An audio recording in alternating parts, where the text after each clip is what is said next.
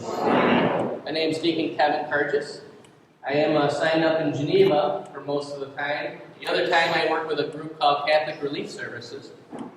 I want to thank you for allowing me to be here with you today. I had a tough night last night. I was in Odessa.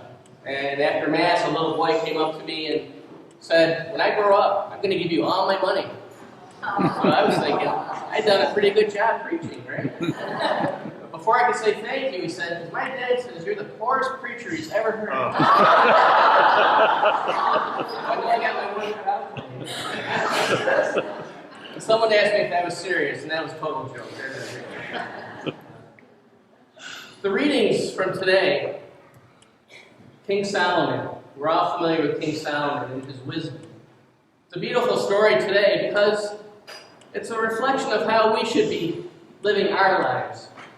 If God came to us in a dream and said, "You can have whatever you want in life," what would you ask for?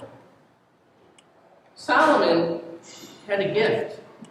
He says it twice in the first reading that he's a servant. He knows he's a servant of God. Just like us. We're servants of God also. We're called to do certain things in this world. We've been given gifts. And Solomon was given the gift of God's people. And instead of asking for something for himself, riches or a long life, he asked God for help. Give me a heart of understanding and wisdom that I can do a good job for your people, Lord. That's the sort of thing we need to ask God for. In our humanness, we have our failings and our faults and our difficulties. We're all sinners. We have that in common. But we also have gifts. We have blessings. What a beautiful thing that God has given us. And these gifts aren't meant just for us to keep to ourselves. They're meant to be shared all over the world, wherever it may be. It may be right in your own house. Our readings from the last few weeks in the Gospel have all come from Matthew chapter 13. It started out with the sower. We sow seeds, and some land on rocks, some are drowned out by the thorns, some have little soil. Us. God is working within us. We are the soil. Now, if you remember February, it was a little cold around here, I think. If you try to plant a seed in February, it's not going to do a whole lot. God is nourishing the soil with the sun. He's warming it up. And we put our part into it. We aerate it, we fertilize it, we water it, we plant the seed then. And then we continue nurturing it, don't we? If it doesn't rain, we go out and water it. We make sure that there's no weeds around it to choke it out. We take care of that so it grows and it yields the gift. Just like us, God has been working in our lives right from the beginning, nurturing whatever your seed, whatever your gift. He's brought people into your lives. He's put you in situations.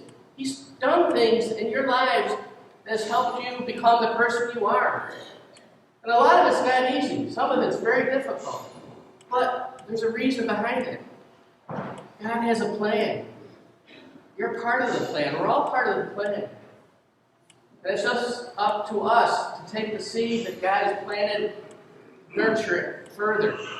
And pray to God. Ask God, like King Solomon, give me the nurturing I need so I can use this gift for your will. I am your servant. For me, my background was one of social ministry. I grew up in Elmira where I helped out at Catholic Charities. In Rochester, I work at St. Peter's Kitchen. I helped out at overnight shelters, and I felt called to the diaconate. I was ordained in 2005.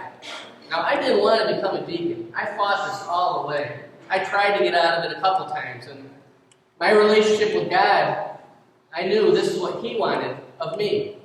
It's not what I wanted. I could much rather sit home every Sunday and watch football and not do anything else, but this is where God called me. So I followed that calling. Now, when I was ordained, I was assigned up to Macedon, Palmyra area. And there was a lot of meetings and things like that. And I thought I could have done this not being a deacon. Why, God? Why did you have me do this? And then I got a call to go to Jamaica, a developing country. I'd never been to a developing country. I'd seen the pictures and brochures of Jamaica, and that looked awful nice.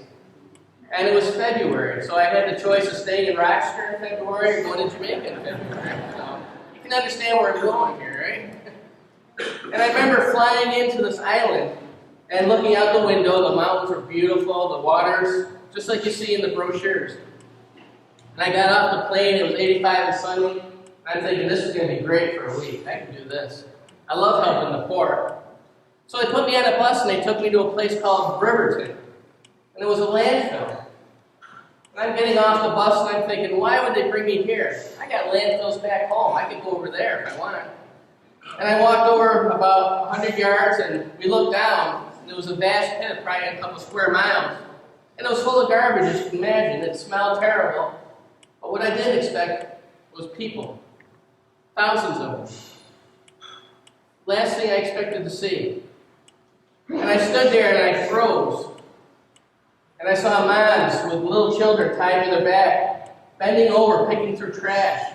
Dads were lifting heavy objects, hoping to find something underneath. Children running all about. I remember two little boys who found a plantain, a rotted banana, and they split it in half and they ate it. And all I wanted to do was go home. I was sick to my stomach. And one of the guys I was with was starting to throw up behind me, and all of a sudden this garbage truck pulls up on my left.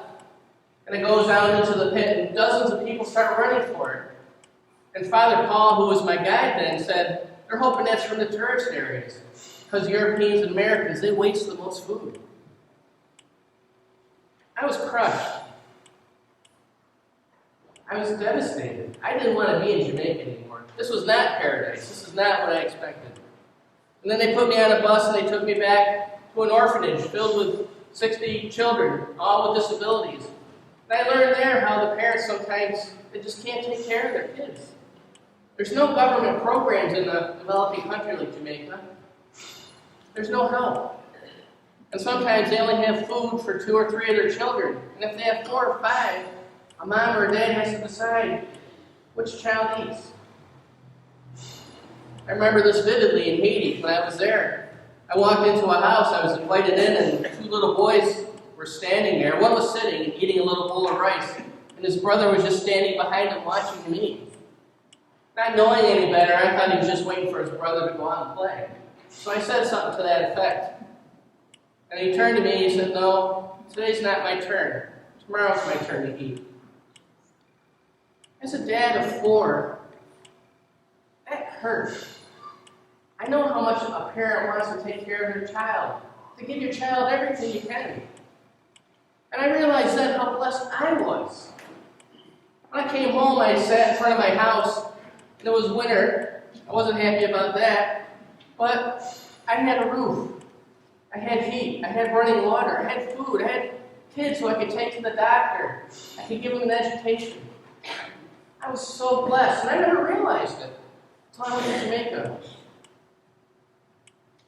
I dealt with this for years. How can I help? These people now in Jamaica, in this landfill, they were my treasure. Our treasures are to seek God and where God comes into our lives. And I saw God there for our brothers and sisters. In 2009, I went to a class reunion at St. John Fisher College. And I walked into the room and I hadn't seen a lot of these people in 25 years. And I started telling them what I had experienced and how it broke me.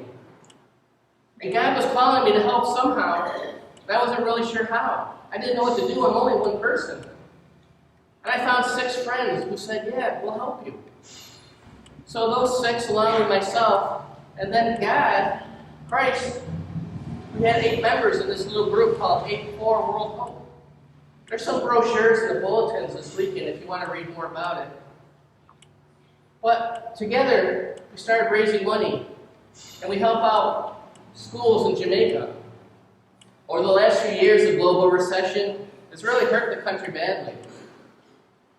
They're at a point now where they can't fund their own schools, so they close them.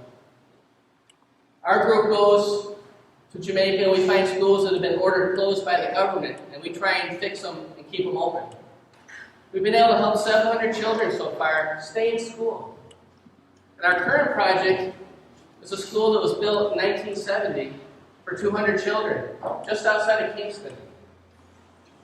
Currently, there's 720 kids going to school there because the other schools in the area have been shut down.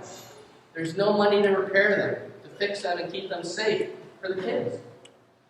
So we're going to expand the school to hold 1,000 children because there's 200 more on the waiting list to get in. These people have become my treasure. And my gift, where God was calling me to the diaconate, I didn't understand why, but I just followed my discernment. And I put my trust in God. And this is where God brought me. What's your gift? Where's God calling you? I'm hoping that you'll do me the honor of praying for our group. Just keep us in your prayers, because they're so powerful. When I started this little thing, our first project was a school in the middle of the country that was infested with mold and bats. We had 50 little children there, and they couldn't stay. So we built another school for $25,000. And now there's 70 children going to school there, getting an education, and they have the hope to escape the poverty and the life that they've been forced into, that they're born into without any choice. But together we give hope. God's working through all of us in all different ways. And when we come together like my 6 friends did with me, and we come together as a community of Watkins Glen and Odessa, amazing things can happen. Because God's given us all gifts to share. So pray to God for that discernment. Your treasure, you're being brought closer to God. Thank you for your time.